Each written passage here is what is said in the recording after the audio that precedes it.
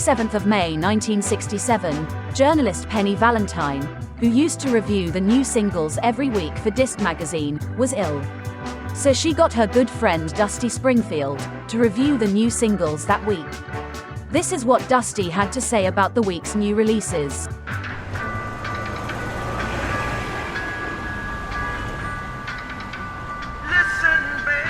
This isn't by the usual Tamla writers. In fact, the composers played this to me in New York, but they gave it to Motown instead, which showed some pretty sound sense. It's a definite rave record. I'm crazy about the tune and Marvin Gaye. Well, he's the best ever anyway. This is my favorite record of the week. I think it's the best Tamla record for ages. The people who knock this sound are out of their minds.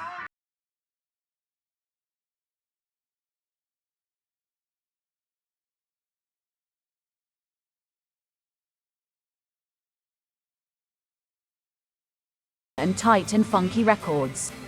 And I think this is their best to date. There's a gorgeous simplicity in the lyrics, and the chorus is so catchy that the whole thing just can't fail.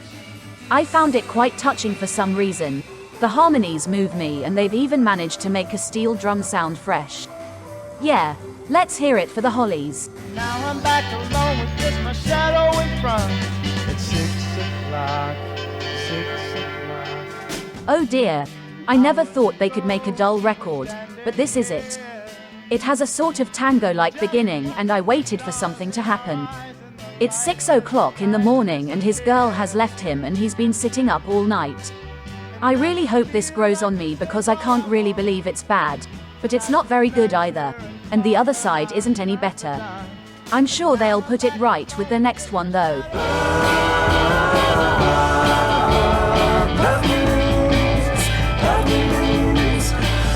It's hard for me to find the right words because I'm not really with this kind of thing at all.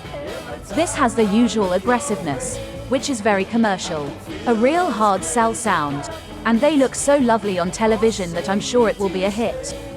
Their vocals have got more fuller recently and the overall impression is pretty strong. They have a multitude of fans, and with all the exposure presumably to come, it's a pretty safe mixture for the chart.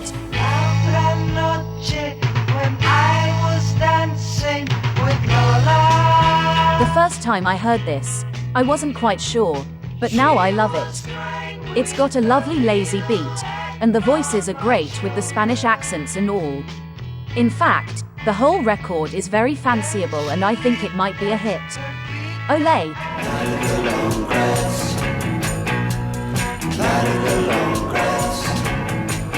What a creepy beginning, and a lovely sexy sinister vocal from Reg.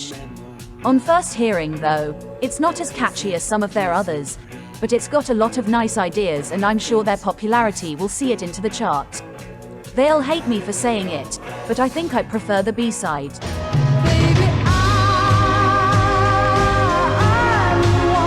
Kiki sings incredibly well and with great maturity for her age. She must get awfully tired of hearing people say that she'll make it eventually. Well, she will. I can only trot out the well-worn opinion that she needs the right song. I like this record a lot. I think it's got class. I'd like to have heard a rolling Bacharach type piano because it's a very pretty song, and could have done with a slightly stronger backing. However, I think that with the right exposure, this could do very well. I hope so. Our love has gone, and there's nothing we can do. Anything I say about this will be totally inadequate.